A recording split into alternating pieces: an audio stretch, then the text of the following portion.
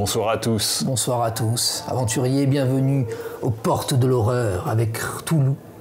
Toulouse aux portes de l'horreur, un jeu de Jordan Emendi qui est édité chez Origami Renegade Game Studio pour 14 ans et plus et des joueurs de 2 à 4 personnes pour 45 minutes de folie, voire un petit peu plus, ça dépend. Là, c'était âprement disputé. On a quand même fini avec 132 à... comment j'ai eu moi? J'ai eu 83, 102. 112. 132, 112, ça reste raisonnable. Alors ce que j'aime beaucoup dans ce jeu, c'est qu'on joue avec un jeton qui est sain ou malsain. Et au début du tour, on va choisir d'influencer le jeu en disant bah, tu joues la carte soit du côté sain, blanc, soit du côté malsain, noir. Alors je montre juste les cartes, c'est qu'en fait, il suffit de regarder les effets. Donc côté malsain, c'est les effets sombres du haut de la carte. Et si on joue tout, parce qu'on joue tout son tour avec 2 actions chacun, on retourne simplement sa main pour jouer le côté blanc. Et à 2 joueurs, en fait, après, on saute le tour quand on revient au premier joueur, on saute son tour. Et le deuxième joueur joue 2 fois. Et il peut choisir de retourner la carte ou de rester sur le côté qu'il avait le tour d'avant. Et avec certaines actions, on peut gagner des petits jetons désespoir qui vont nous permettre de faire des actions désespérées et d'apporter encore des petits bonus, de pouvoir retourner le jeton en cours de partie ou changer nos cartes ou des choses comme ça, quoi. Et le jeu est un principe de collection et d'ouverture de portails. Comme vous voyez un petit peu ici, on a ouvert 5 portails. Et une fois qu'on ouvre 4 portails, une fois qu'on ouvre les 4 portails, le jeu s'arrête. Quand on réunit, on va dire, une des cartes que l'on collecte dans une rivière ici, qu'on va alimenter, dès qu'on a réuni, par exemple, ici 6 portails correspondants, ça ressemble dans un petit lotus, et pof, on pose ça. Et on gagne à ce moment-là 15 points, mais en fonction de l'endroit, donc là c'est Arkham, on regarde qui a la majorité dans l'angle.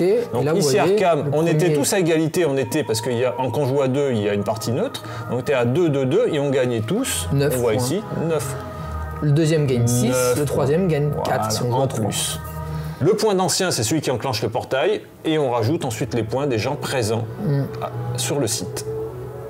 Je sais pas pourquoi il y a un 3 d'ailleurs. Ah, peut-être que le joueur neutre, il gagne des points aussi. Juste des points de... Tu connais pas la règle? Je sais pas. C'est pas précisé ça dans le... Bon, on va pas regarder maintenant. Mais on vérifiera. Non, mais on vérifiera. Après, là, on est juste sur les grandes lignes du jeu. Voilà. Ah, bah si, elles sont répertoriées là, les actions. Tu me disais, elles sont pas répertoriées. Ah, bah si. Par rapport à Call Wars, très bien. eux, ils y ont pensé. C'est sur le plateau, c'est génial. Alors, Tool Wars Duel, ça y est pas. Donc là, on voit le décompte des points à suivre, avec les jetons quand on dépasse les 40. On retourne sur 40 et après on retourne sur 80. Bon, après, je pense pas qu'on puisse retourner sur plus de 200.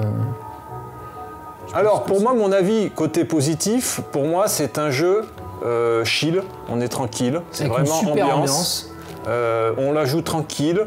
C'est un jeu finalement de majorité sur le terrain, mais on ne joue pas que ça. Il y a plusieurs possibilités d'essayer d'engranger des points, puisque là, comme un jeu de cette famille, donc on a on collecte, on place, donc là, quand côté sombre, ça va être des runes.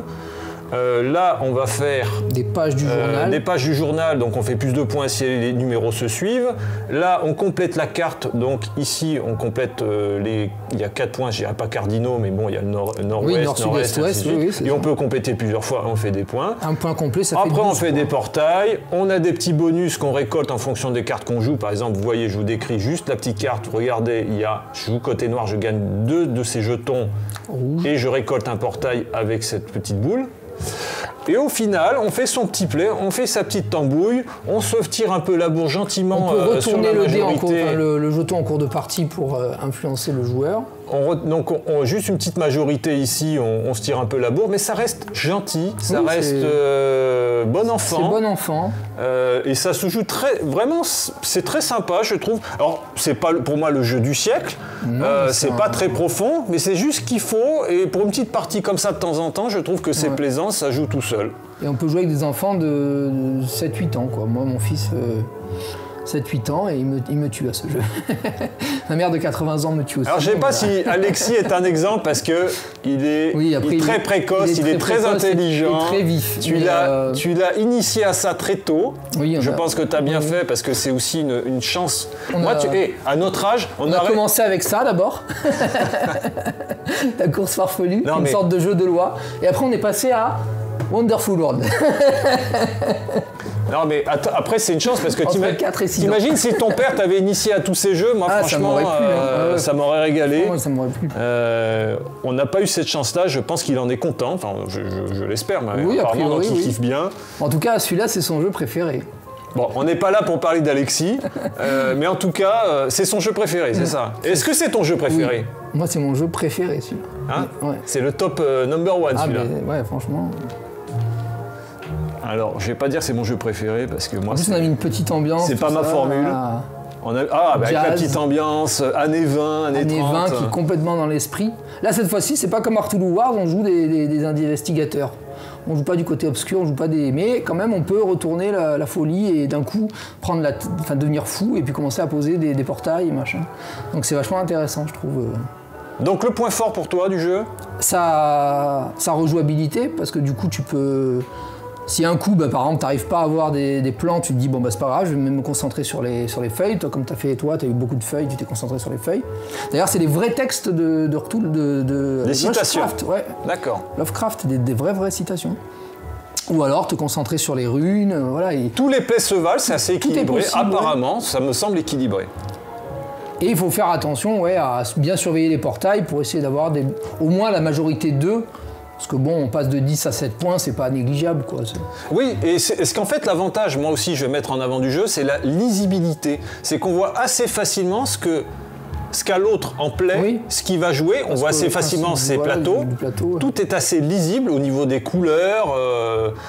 Non, à ce niveau-là, c'est quand même bien pensé, c'est efficace. T'as ouvert 3 portails, en fait, sur les 4. Donc là, on prend pas trop de temps parce qu'il y a des jeux.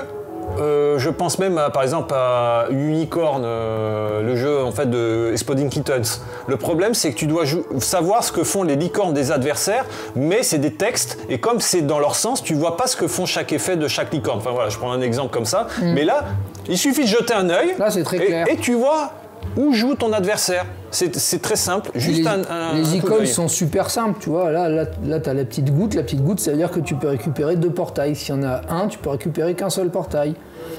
Au niveau des majorités, avec les couleurs très contrastées, tu vois très vite aussi qui est en majorité, qu'est-ce que tu dois faire. Ça ressort, quoi.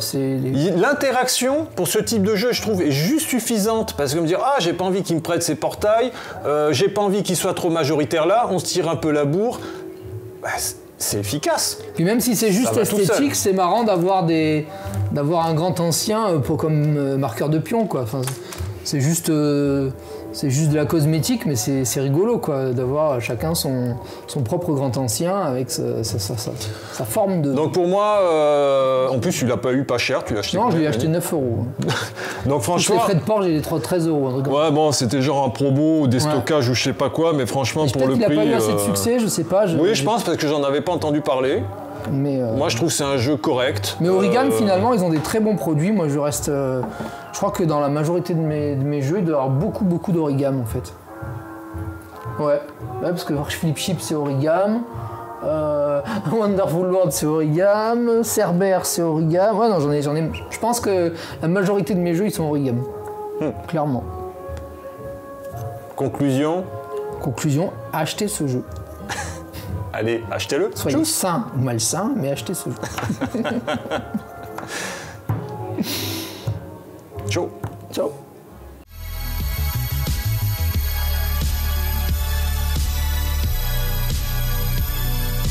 C'est affreux. C'est affreux. C'est affreux.